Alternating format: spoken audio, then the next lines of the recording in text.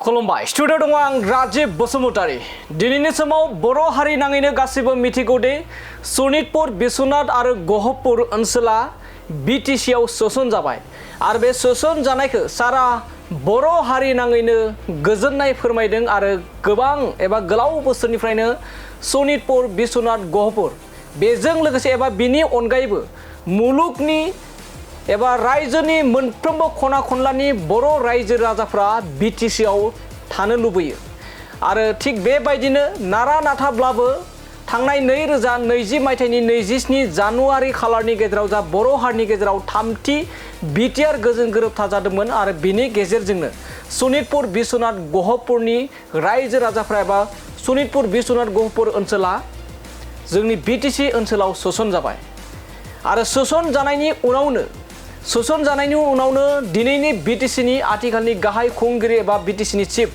हाग्रामा महिलारि बिथांनि दैदेननाय एबा हाग्रामा महिलारि बिथांजों लोगोसे गोबां बिपिएफनि दैदेनगिरिफ्रा सनितपुर बिश्वनाथ आरो गहपुर ओनसोलाव थांनानै रायजो राजानिफ्राय भट बिहैदोंमोन।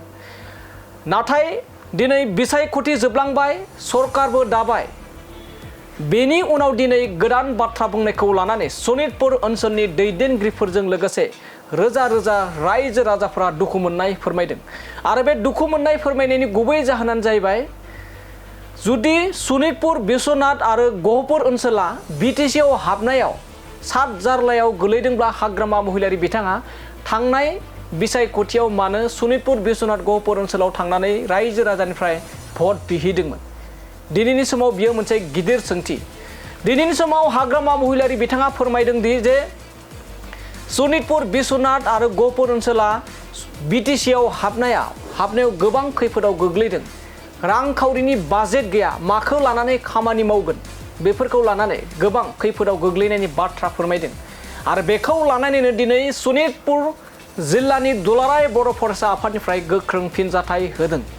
बिथांमोना मा फोरमायदों जे सनितपुर बिश्वनाथ आरो गहपुरा बिटिसि आव सोसन जानायाव जुदि खैफोदाव गोग्लैदोंमोनब्ला मानो हाग्रामा महिलारि बिथांजों लोगोसे बिपिएफनि गोबां दैदेनगिरिफ्रा सनितपुर बिश्वनाथ गहपुर ओनसोलाव भट बिहैदोंमोन।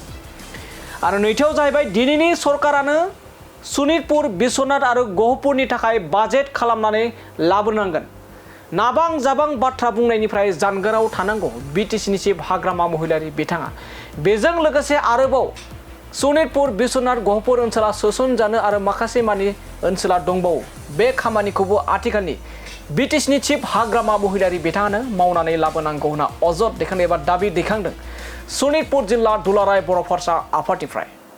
नंगौ खोब दुखुनांथाव बाथ्रा जे बिटिसि खुंथायनि सासे गाहाय मावफुं सोद्रोमा मानगोनां हाग्रामा महिलारि बिथाङा आथिखालाव खौरां बिजोंनि गेजेराव बायदि बायदि बाथ्रा बुंनायखौ जों खौरां बिजोङाव खोनानो मोन्दों।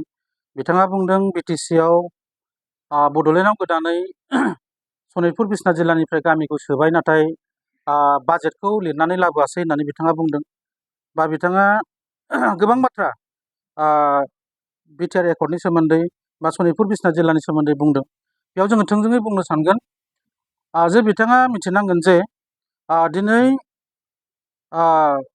बिटिआर गोजोन गोरोबथानि 3.1 दफानि गेजेरजों जि जोङो गामि कमिसननि गेजेरजों गामि हाबनायनि थाखाय खाबुखौ मोनबाय आरो बेजों लोगोसे जोङो गणतान्त्रिक भाबै जोङो भटनि अधिकारखौबो जोङो थांनाय 5थि बिटिसि बिसायख'थियाव जोङो भट होनो मोनबाय। दा बिथाङा मिथिनांगौ जे भट होनो अधिकार मोनखांनायनि उनाव बे बे सुबुंफोरा जे बे ओनसोलनि जायो बिथाङा बेखौ मिथिनांगौ आरो बिटिसिआव जायफोर गामिफ्रा भट होनो मोनबाय बै भट होनो मोननाय गामिफोरनि थाखाय बिथाङा बाजेट बानायनांगौ बा बिथांमोननो बाजेटखौ अलरेडि बिटिसि एकर्डनि 5.8 दफा बायदियै रोखा लिरखानाय दङ जे आसाम सरकारा बोसोरफ्रोमबो पपुलेसन रेशिय' हिसाबै बिथांमोना खेबनैयै बाजेट खालामनानै हरखायो। दा बे हिसाबै जोङो अलरेडि बिटिसिआव जोङो भट होबाय। भट होखांनायनि उनाव बिनि बाजेटआ दिनै अलरेडि बिटिसिआव फैनांगौ। दा बिथाङा बाजेट गैया माबा गैया होननानै बिथाङा बायदि बायदि रावजों बुंथिनाया ओंथि गैया आरो जों गोख्रों रावजों सोंखारिनो नागिरदों बिथाङा जोंनि सनितपुर आरो बिश्वनाथ जिल्लाखौ लानानै जाहाथे राजखान्थियारि मुलाम्फानि थाखाय बाथ्रा बुङा आरो बिथाङा सनितपुर आरो बिश्वनाथ जिल्लाखौ गोबां बोसोर नासयनानै फैखाबाय। दिनै बिटिआर सुक्तिनि गेजेरजों जोङो दिनै मोनसे बड'लेण्डआव थानो मोननायनि राहाखौ जोङो मोन्दों। दिनै बर'फोरनि जि थामोनथा रैखाथिनि जोङो हा हुनि जेंना दिनै बिटिआर गोजोन गोरोबथानि 5.3 दफानि गेजेरजों जोङो सनितपुर जिल्ला आरो बिश्वनाथ जिल्ला गावखांनायनि उनाव 5.3 नि गेजेरजों सनितपुर जिल्लायाव 14,000नि बारा जोंनि एफआरसिनि टाइटेल दाबिदारफ्रा दिनै दङमोन। दा 14,000नि बारा टाइटेल दाबिदारफोरनि गेजेराव दिनै जोङो 5.3 बिटिआर सुक्तिनि गेजेरजों दिनै 7,000नि बारा दाबिदारफ्रा दिनै हानि फोरमान बिलाइखौ मोनबाय। दा अब्ला दिनै बिथाङा बेखौ बुजिनांगौ जे दिनै बिटिआर सुक्तिनि गेजेरजों दिनै सनितपुर बिश्वनाथ जिल्लानि बर'फ्रा बड'लेण्डआव हाबबाय, माखासे लेन्ड टाइटेल सार्टिफिकेट मोनबाय आरो मोनबावनांगौ दङ।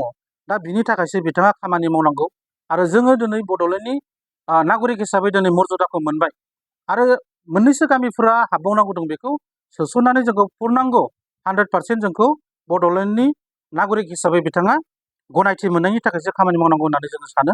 आरो बेबायदि खौरां बिजोङाव सनितपुर आरो बिश्वनाथ जिल्लाखौ लानानै जानला मानला आबल ताबल बखिनायनिफ्राय हाग्रामा महिलारि बिथांखौ जोङो गोजानाव थानो खावलायदों।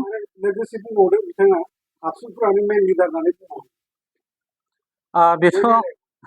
बेथ' जोबोद दुखुनांथाव बाथ्रा। दिनै एबसुआ माहारियारि आफाद, एबसुआ बर' हारिनि थांनाय थैनायखौ लानानै दिनै सानहर 24 घन्टा हाबा मावगासिनो दङ आरो एबसुआ दिनै बर' हारिनि थाखाय खामानि मावनायनि थाखायनो दिनै बर' हारियाव एसेब्लाबो दिनै बर'आव सांग्रांथिया फैदों आरो दिनै पलिटिकेलि रांखान्थियारि राजखान्थियारि मोनफ्रोमबो बिथिङाव जौगासारनाया दिनै दुलाराय बर' फरायसा आफादनि गोख्रों खामानि मावनायनि थाखायनो दिनै सांग्रांथि फैदों होननानै जों सानो।